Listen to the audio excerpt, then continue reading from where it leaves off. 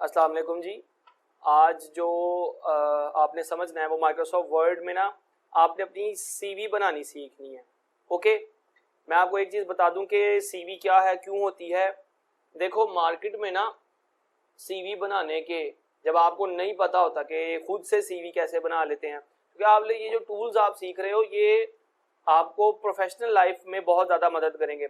सिर्फ आपकी अपनी प्रोफेशनल लाइफ नहीं, आपके साथ जुड़े हुए जितने लोग हैं उनकी भी आप हेल्प कर सकते हो। ठीक है, जैसे आप लोग जाओगे सेकेंड ईयर में अपने जाओगे तो जो आपके जूनियर्स होंगे वो आपसे मदद लेंगे पावर पॉइंट में, माइक्रोसॉफ्ट वर्ड में। ओके, आपके जो छोटे बहन भाई हैं आप उनको ये चीज़ें सिखा सकते हो। तो ये जो टूल्स आप सीख रहे हो ना सिर्फ पेपर की हद तक नहीं है, इसमें ना आप अपनी ज़िंदगी में दूसरों की हेल्प भी बड़े अच्छे से कर सकते हो। ठीक है, पहले तो अपनी हेल्प कैसे करोगे मैंने आपको बताया। आज आपने रेज्यूमे बनाना सीखना है। ओके, अब रेज्यूमे और सीवी में फ़र्क पहले समझ लें, फिर आगे कंटिन्यू करते हैं। देखो एक तो पहले ये समझो कि रिज्यूम और रिज्यूमे में क्या फ़र्क है, फिर सीवी की तरफ आएंगे। ओके, वर्ड रिज्यूम और रिज्यूमे इन दोनों के स्पेलिंग सेम है। ओके, बट इन दोनों का कॉन्टेक्सचुअल मीनिंग डिफरेंट है। ओके, इसका क्या मतलब है? इसका मतलब ये है कि आप जब किसी न्यूज़पेपर में देखोगे ना कि ड्रॉप योर सीवी और रिज्यूमे, तो तब आप उसको रिज्यूमे पढ़ोगे।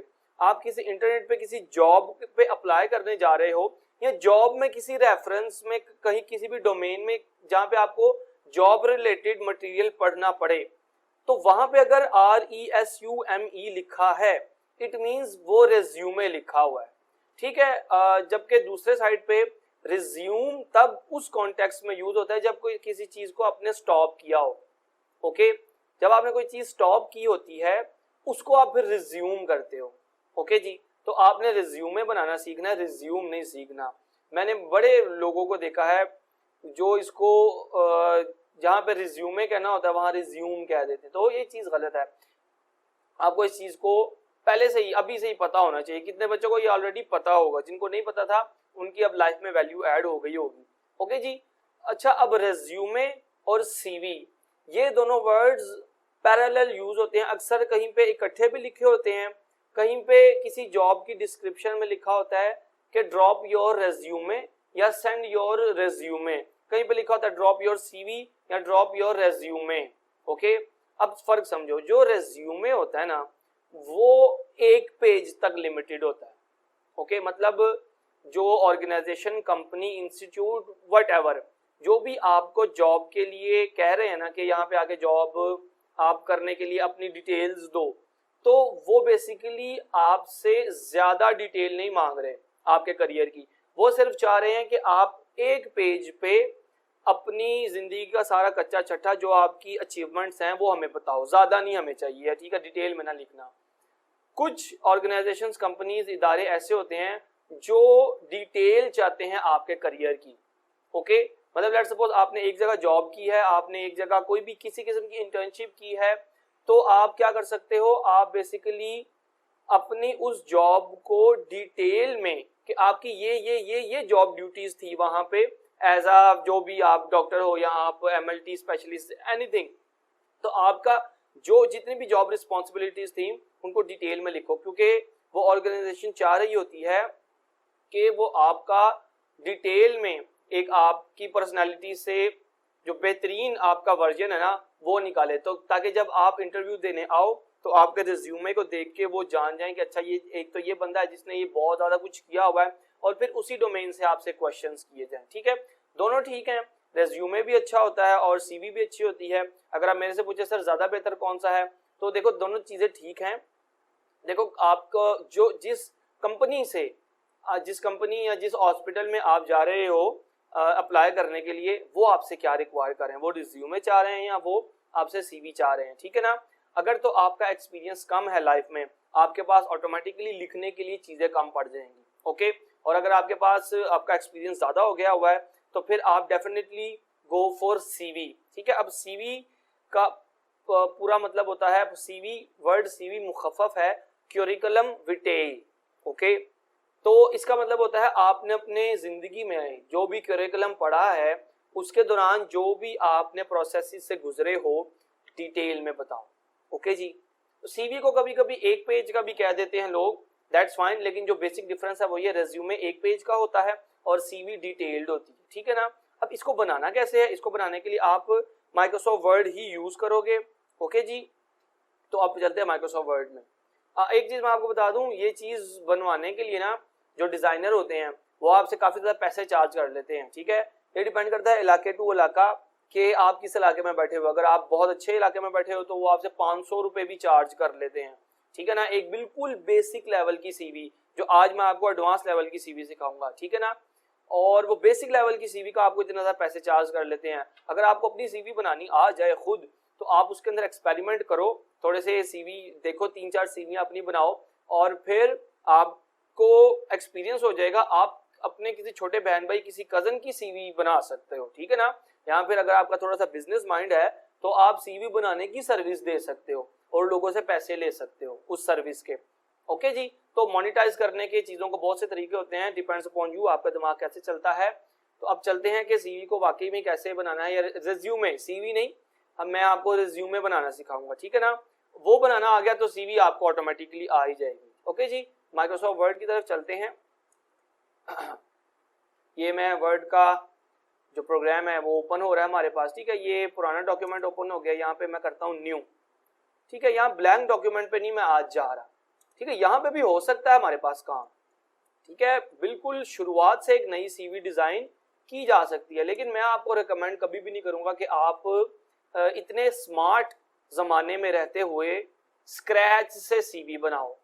ये बेवकूफी से कम नहीं होगा कि आप आज के जमाने में रहकर खुद से बिल्कुल शुरुआत से सीवी बनाते हो। ओके, तो मैं आपको रिकमेंड करूंगा आप जाओ इधर, ठीक है, इधर जाओ मोर टेम्पलेट्स में, ठीक है। मोर टेम्पलेट्स में अगर आप जाते हो, ये सर्च बार में मेरे पास तो ये ऑलरेडी सीवी के टेम्पलेट्स आ रहे हैं। अगर आपके पास नहीं आ रहे होंगे दैट्स कंप्लीटली फाइन, रोना नहीं, घबराना नहीं। आप यहाँ पे जाओ, यहाँ पे लिख दो, या यहाँ पे लिखा हुआ है resumes and cover letters. Okay जी, मैंने इस पे क्लिक कर दिया। अब माइक्रोसॉफ्ट वर्ड मेरे लिए ऑलरेडी बेहतरीन किस्म के रेज्यूमे के डिजाइन्स मुझे दे रहा है, ठीक है। अब सवाल आता है, ये तो बड़े जबरदस्त किस्म के डिजाइन हैं। एक मैं ओपन करता हूँ फिलहाल, लेट्स सपोज ये वाला ओपन करता हूँ, ठीक है। ये काफी ज्यादा फ्लैशी है, क्रिएट, ठीक है, ये काफी ज्यादा फ्लैशी है। ये एक डॉक्टर या जो आपकी डोमेन है ना, मेडिकल डोमेन, उसमें इस तरह का रेज्यूमे सूटेबल नहीं है। ओके, कोई आर्टिस्ट है तो उसके लिए ये रेज्यूमे सूटेबल होगा, ठीक है। इसको मैं फिलहाल, मुझे ये नहीं चाहिए तो मैं बंद कर रहा हूँ, डोंट सेव।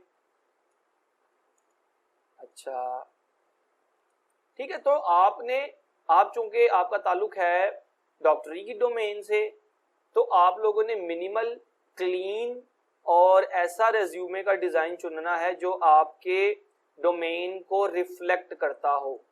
ओके, वो कैसा हो सकता है वो भी हम देख लेते हैं, ठीक है। ये वाला हो सकता है, वो ये वाला हो सकता है, ये बड़ा खूबसूरत डिजाइन है, ठीक है, और मिनिमल है। ये वाला हो सकता है, बड़ा खूबसूरत है, पहले वाला, ठीक है। तो ये जिनमें ज्यादा कलर्स है ना, वो मैं आपको रिकमेंड नहीं करता, ठीक है। अगर आपको कलर्स वाला भी कोई पसंद आ जाता है दैट्स योर चॉइस, कोई प्रॉब्लम नहीं है।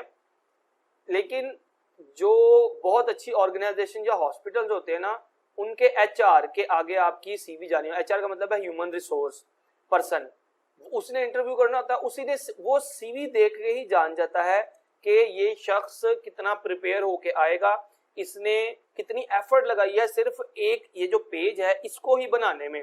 अगर ये शख्स इस पेज को बनाने में इतना ज्यादा इसने टाइम इन्वेस्ट किया है, रिसर्च की है, तो इसका मतलब है इस बंदे की पर्सनैलिटी के अंदर डिसिप्लिन है।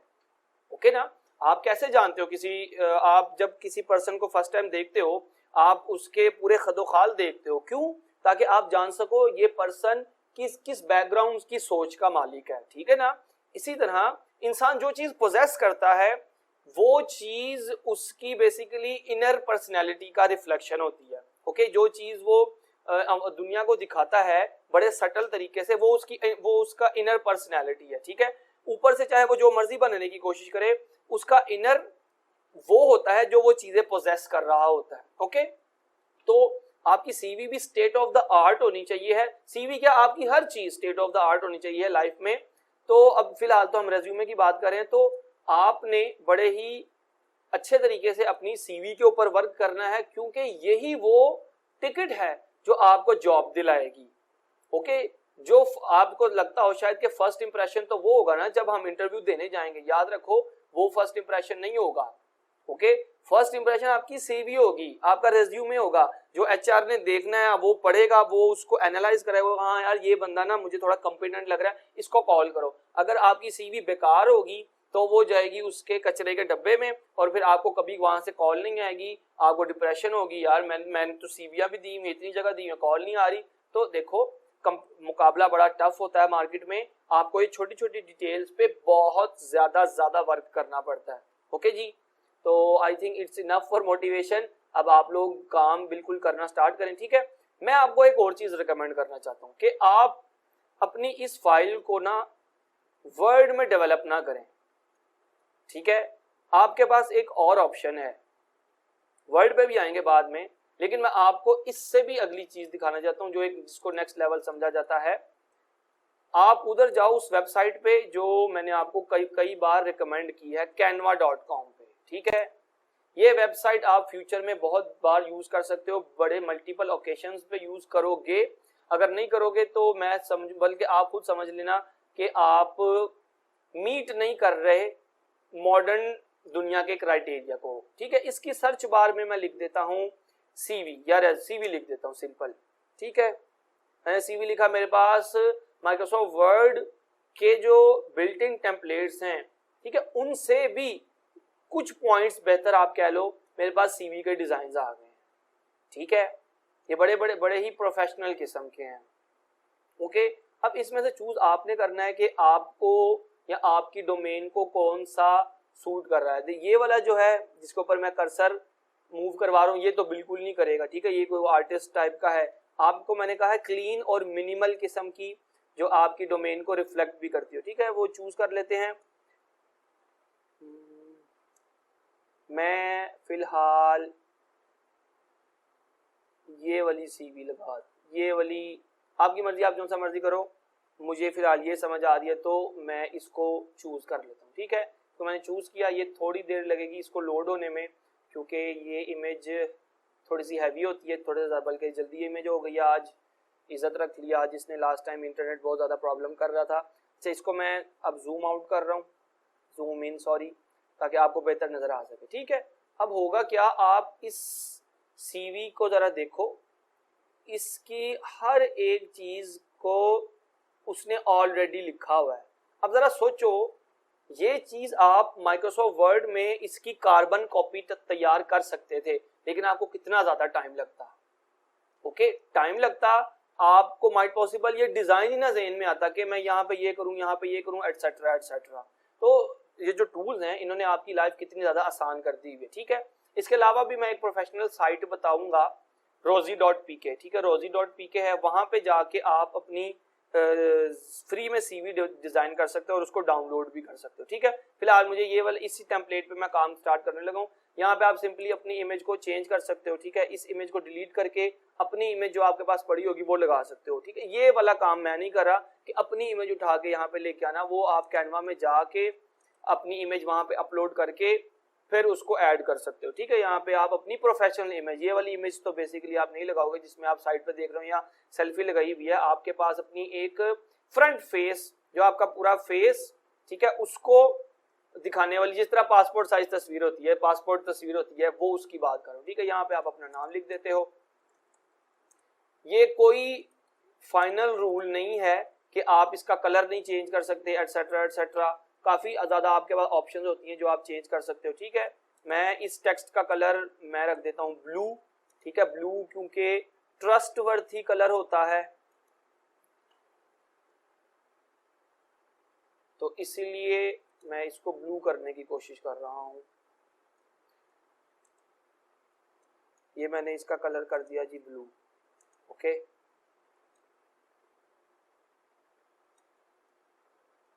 ये वाला ब्लू कर दिया, ओके। ठीक है, अब आप क्या हो, मैं एक टीचर हूं,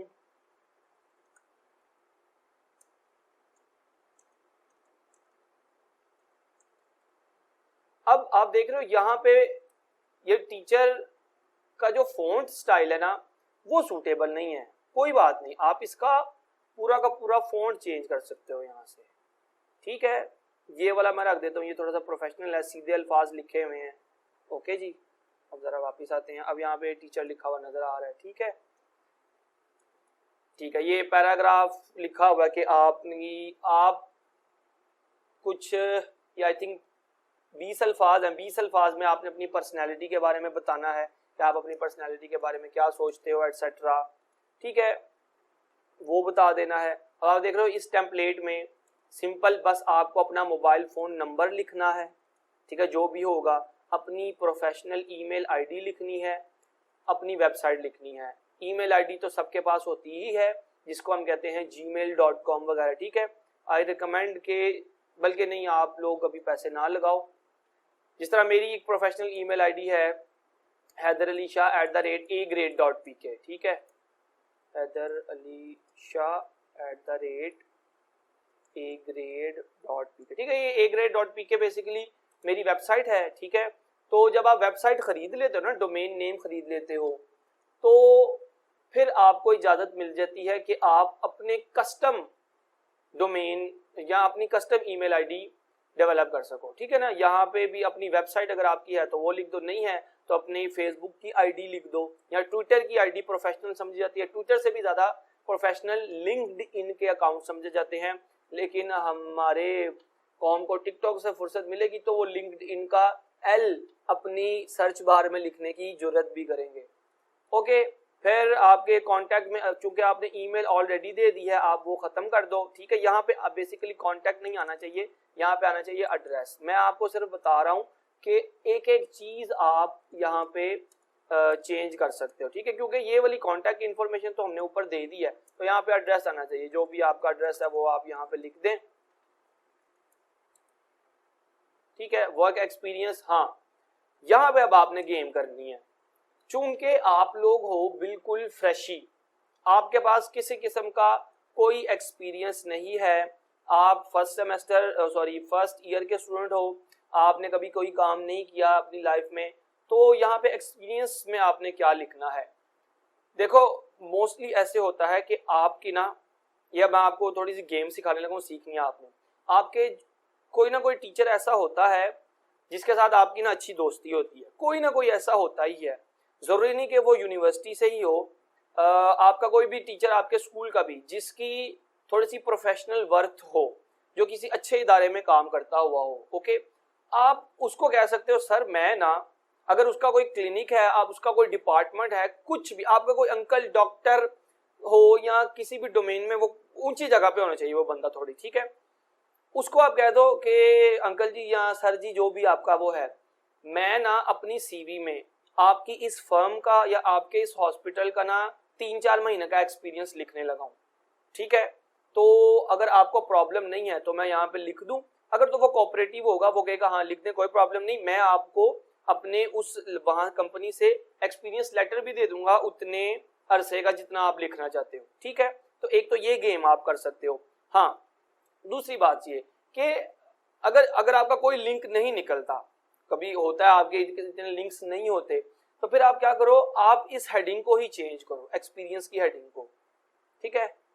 क्या मतलब इस एक्सपीरियंस को चेंज करके आप कर सकते हो इंटर्नशिप्स, ओके। आपने कहाँ कहाँ इंटर्नशिप की है वो लिख सकते हो। अगर आपने इंटर्नशिप भी नहीं की तो याद रखो कि आप इसको चेंज करके ना आप कर सकते हो, आपके कॉलेज में एक्टिविटीज होती हैं, ठीक है, उनको उसकी हेडिंग आप बना सकते हो यहाँ पे एक्टिविटीज की भी, ओके।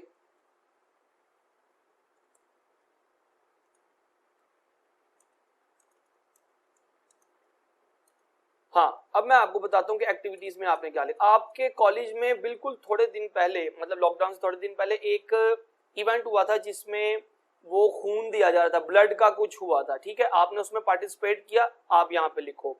अभी ये सिर्फ एक इवेंट था, आपने अपने कॉलेज में या अपने कॉलेज के दौरान जितने इस किस्म के इवेंट्स में पार्टिसिपेट किया है आप उन सबको लिखो, ठीक है। इसीलिए ये इवेंट्स करवाए जाते हैं, ये इसलिए नहीं करवाए जाते कि स्टूडेंट्स आपस में इंगेज हों और वो उनको एक एंटरटेनमेंट का मौका मिले, नहीं, ये इवेंट्स इसलिए करवाए जाते हैं ताकि आप जॉब या एक्चुअल फील्ड में जाने से पहले एक्सपीरियंस ले लो कि एक्चुअल फील्ड में काम कैसे होना है, ओके।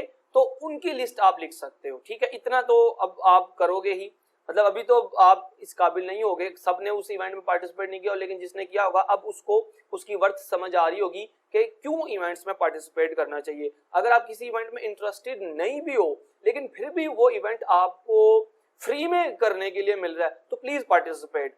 एक जगह बैठे रहने से, कुछ ना करने से बहुत बहुत बेहतर होता है कि आप उस इवेंट में पार्टिसिपेट कर लो, ओके जी। तो यहाँ पे आ जाएगी उसकी लिस्ट, ठीक है। यहाँ पे 2 है, अगर आपने 3-4 में किया तो आप 3-4 ऐड कर सकते हो, ठीक है। एरिया ऑफ एक्सपर्टीज, ठीक है। एरिया ऑफ एक्सपर्टीज में आप जो कॉमन एरियाज ऑफ एक्सपर्टीज होते हैं ना, मतलब वो तो आप जरूर लिखो, सबके ये तो होंगे ही। आप एमएस